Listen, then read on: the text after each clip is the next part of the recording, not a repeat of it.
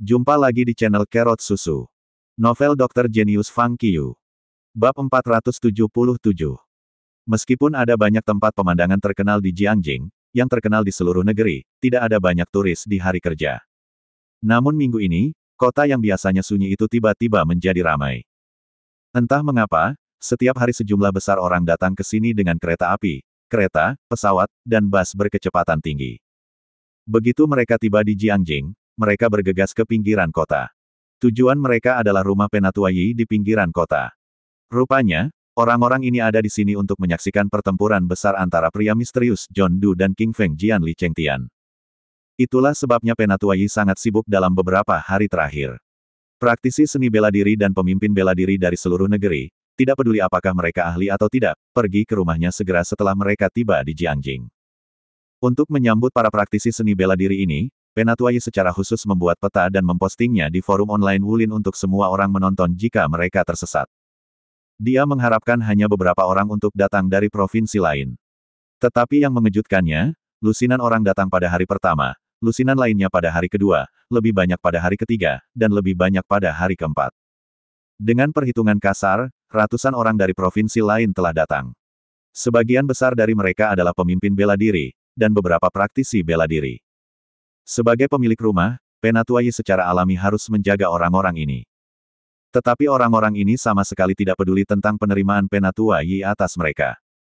Ketika mereka bertemu Penatua Yi, mereka semua memintanya untuk menyelamatkan tempat bagi diri mereka sendiri.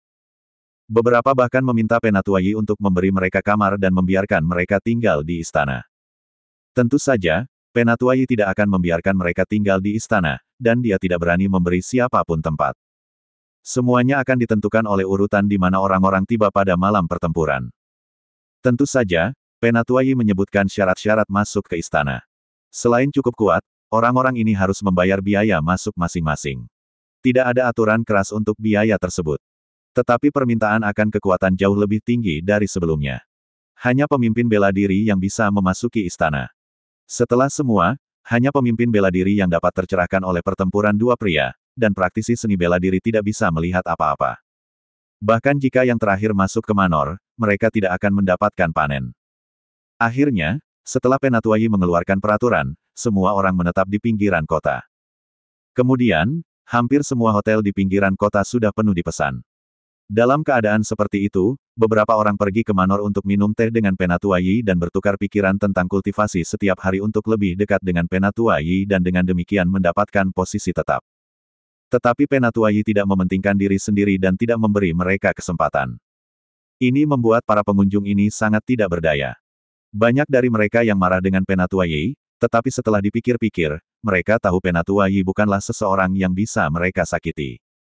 Lagi pula, dari kediaman Penatua Yi orang misterius John Du menjadi populer, dan sekarang John Du telah menetapkan lokasi pertempuran di kediaman Penatua Yi. Tampaknya dia lebih dekat dengan Penatua Yi. Memikirkan hal ini, banyak orang yang marah hanya bisa menekan kemarahan di hati mereka dan tidak berani berselisih dengan Penatua Yi. Lagi pula, jika mereka berselisih dengan Penatua Yi dan menciptakan gangguan di sini, pria misterius John Du pasti akan memilih mereka. Maka mereka akan berada dalam kesulitan. Bagaimanapun, sekarang di forum online Wulin, semua orang takut pada pria misterius John Du. Meskipun John Du adalah orang baik yang telah melakukan sejumlah hal untuk menghukum orang jahat dan melenyapkan orang jahat, semua orang jelas ingat bahwa semua orang yang ditangani John Du akhirnya kehilangan kungfu mereka. Hukuman semacam ini terlalu kejam dan mengerikan bagi para praktisi seni bela diri. Akibatnya, sedikit orang yang berani main-main dengan John Du. Secara alami, beberapa orang berani memprovokasi Penatua Yi. Waktu berlalu dengan cepat. Dalam sekejap, hari Jumat datang. Di muka, semua pemimpin bela diri lokal berkumpul di rumah Penatua Yi dan mulai menunggu. Para praktisi seni bela diri dari provinsi lain semuanya dikucilkan dan diberitahu bahwa waktunya belum tiba. Pada pukul 5 sore, sekitar 100 orang telah berkumpul di luar istana. Dewasa ini, untuk menerima orang-orang ini, Penatua Yi secara khusus meminta para profesional untuk mengubah istana. Beberapa vegetasi yang tidak perlu, batu, del, diambil dari manor, dan ruang besar dibiarkan untuk semua meja dan kursi. Oleh karena itu, ketika pemimpin bela diri Jiangjing semua memasuki istana, mereka masih merasa bahwa istana sangat kosong. Bagaimanapun, Ada beberapa pemimpin bela diri di Jiangjing. Pukul 7 malam, gerbang dibuka. Orang-orang secara resmi memasuki istana. Kali ini, Penatuai sendiri berdiri di pintu gerbang untuk menyambut mereka. Orang-orang mengantri untuk masuk. Segera istana itu penuh dengan orang.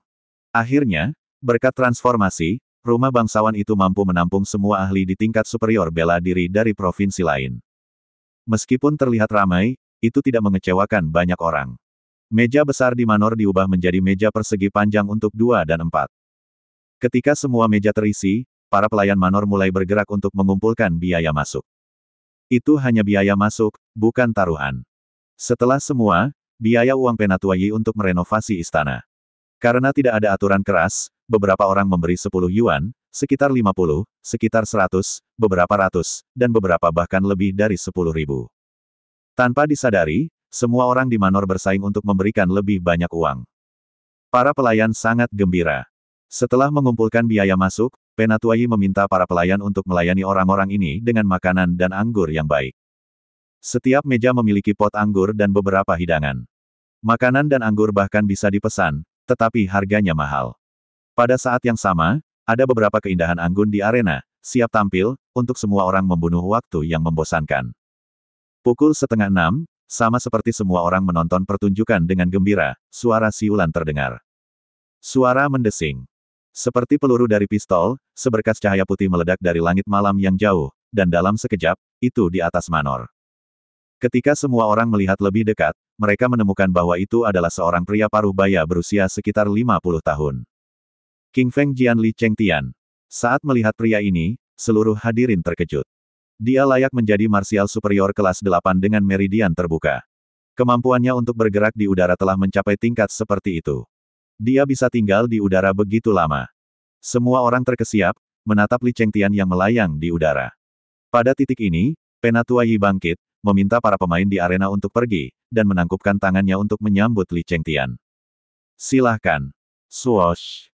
Tanpa berkata apa-apa, Li Chengtian bergegas turun dan mendarat di arena. Sekarang penonton bisa melihatnya dengan jelas. Dia mengenakan pita bersulam putih yang diikatkan di kepalanya, jubah sutra putih, dan selempang tua tentang selembar tangan di pinggangnya. Pada pandangan pertama, dia tampak halus, seolah-olah dia bukan orang di dunia sekuler. Selain pakaiannya, Li Chengtian memiliki wajah persegi dengan alis yang gagah, hidung Romawi, dan mata yang tajam. Sekarang dia memiliki pedang yang sangat aneh di tangannya. Pedang itu semua berwarna hijau, tapi itu pasti terbuat dari besi. Ada angin samar di sekitar sarungnya, dengan jejak energi Qi yang agak tajam. Apakah itu pedang King Feng? Pedang yang mengerikan.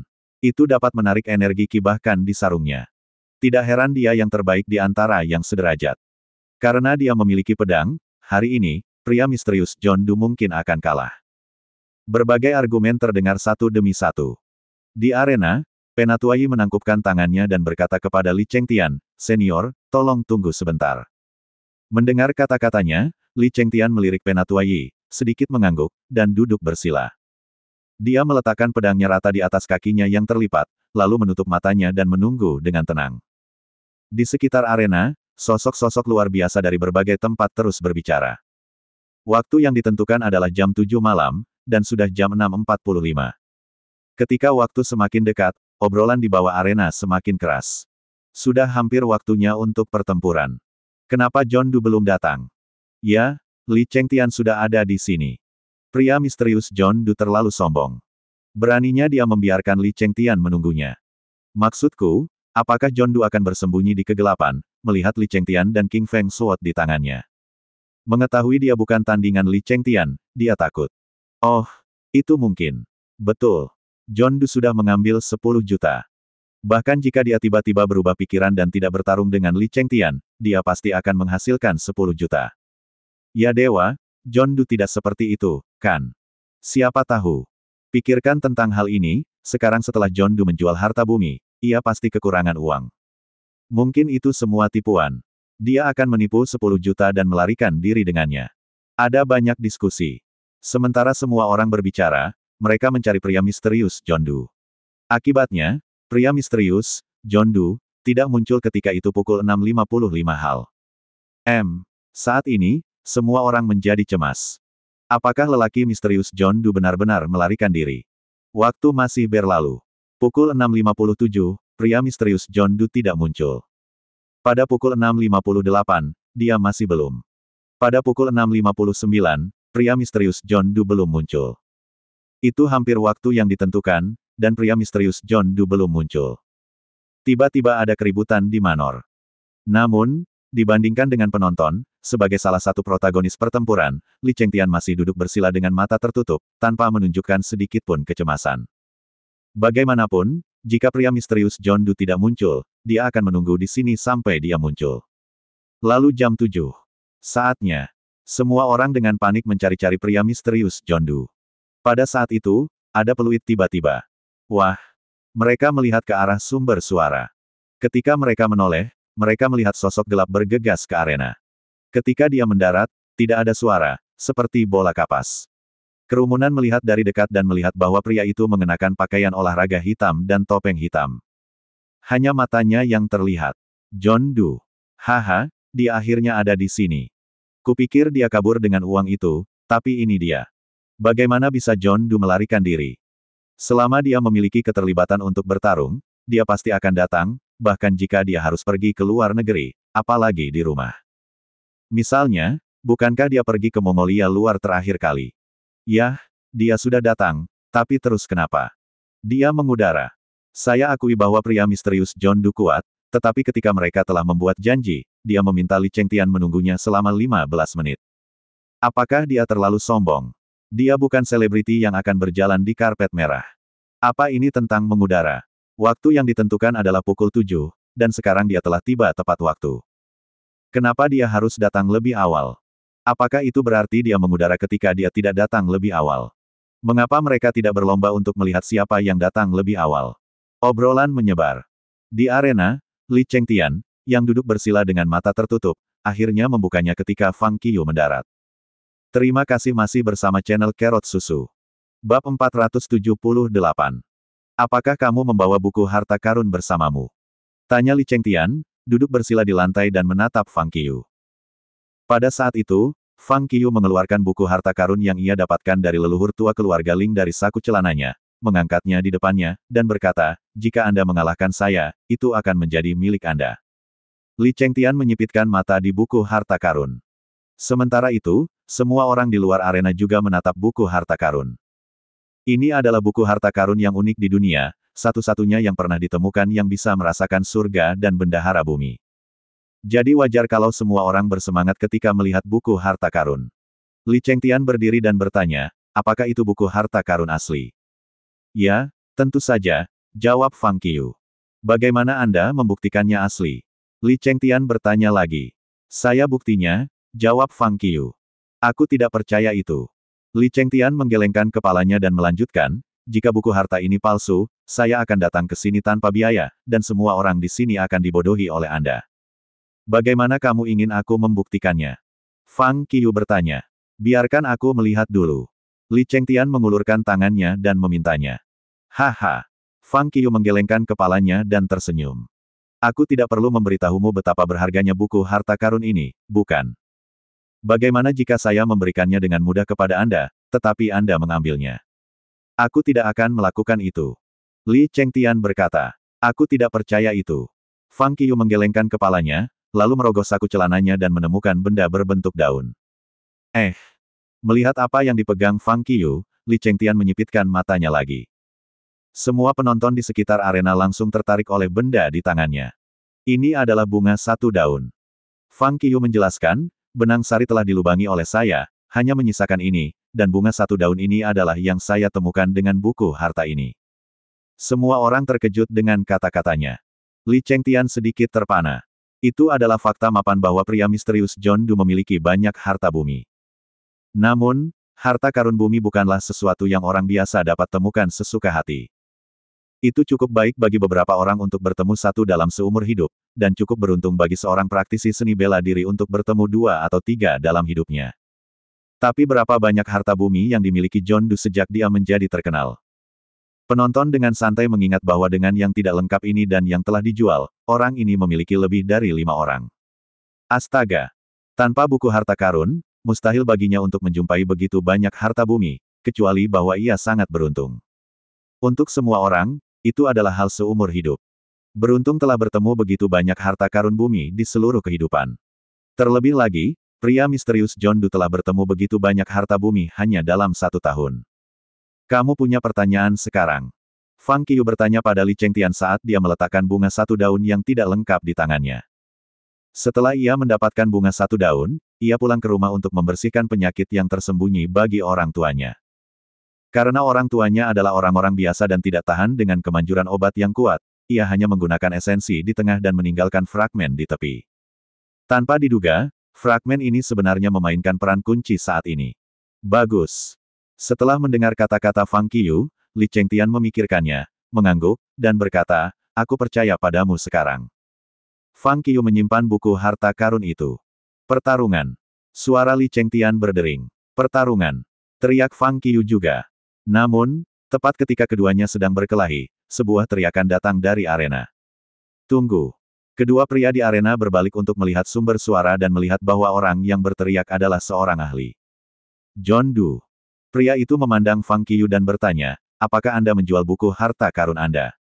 Anda dapat mengajukan penawaran sesuka hati. Anda dapat meminta saya untuk apa saja selama Anda bersedia menjualnya kepada saya. Kata-katanya menyebabkan kebingungan langsung di antara hadirin. Ya, apakah kamu menjualnya? Kamu bisa menjualnya sebanyak yang kamu mau. Jika kamu menjualnya, aku bisa berdagang denganmu sekarang. Kamu bisa meminta sebanyak yang kamu mau, aku akan membelinya. Banyak orang bergema, berharap untuk membeli buku harta karun Fang Qiu yang bisa merasakan dan mendeteksi surga dan bumi harta. Li Chengtian di arena merengut, sedikit tidak senang. Dia telah membayar 10 juta untuk mendapatkan pria misterius John Doe di sini untuk bertarung. Yang mengejutkannya, orang-orang ini sebenarnya ingin membeli buku harta karun di tengah jalan. Itu membuatnya sangat tidak bahagia. Pada saat itu, Fang Qiu hanya menggelengkan kepalanya dan berkata, tidak. Tentu saja, dia tidak akan menjual buku harta karun. Terlepas dari kenyataan bahwa tidak ada yang bisa belajar apapun setelah dijual, karena tidak ada metode penanaman yang dicatat dalam buku itu, nilai buku harta karun tidak dapat diukur dengan uang. Dan, yang terpenting, Fang Qiu perlu menggunakan buku harta ini untuk menarik orang untuk menantangnya. Jika dia menjualnya, bagaimana dia bisa menemukan begitu banyak ahli untuk berlatih meningkatkan kekuatannya? Aku akan memberimu 100 juta. Ketika Fang Qiu menolak untuk menjual buku harta karunnya, ahli itu melakukan penawaran langsung. Kata-katanya mengejutkan semua orang yang hadir, termasuk Li Chengtian di arena. Dia kaya tetapi hanya memiliki puluhan juta. Itu cukup bagus untuk dapat menawarkan 10 juta untuk hak tantangan. Tanpa diduga, seseorang bisa membayar harga setinggi itu. Apakah Fang Qiu akan tergoda? Li Chengtian khawatir. Namun, di hadapan tawaran itu, Fang Qiu menggelengkan kepalanya sedikit dan berkata, tidak. Itu seperti lelucon. Dia sebenarnya ingin membeli buku harta ini dengan 100 juta. Apakah dia bermimpi? Fang Qiu bukan orang bodoh. Biaya masuk untuk menantangnya telah diumumkan, 10 juta sekaligus. Jadi jika dia mengambil 10 tantangan, dia akan mendapat 100 juta. Selain itu, Fang Qiu tidak mengatakan itu harus 10 juta untuk setiap tantangan. Di hadapan sekeranjang ikan dan pancing yang bisa menangkap ikan apapun, Fang Qiu pasti akan memilih yang terakhir. Penolakannya mengirim terengah-engah melalui audiensi. Semua orang berpikir bahwa Fang Qiu sangat tenang karena dia bisa menahan godaan 100 juta. Apa yang mereka tidak tahu adalah bahwa dibandingkan dengan 100 juta, Fang Qiu menginginkan lebih banyak. Di kerumunan, setelah ahli ditolak oleh Fang Qiu lagi, seringai menyeringai di matanya. Di arena, Fang Qiu berbalik dan berkata kepada Li Chengtian, mari kita mulai. Bagus. Kunjungi VIP Novel. Com. Li Chengtian mengangkat tangan kanannya, memegang pedang King Feng di depannya, dan bertanya, jika kamu mau, aku bisa menunggu kamu untuk menemukan senjata yang cocok.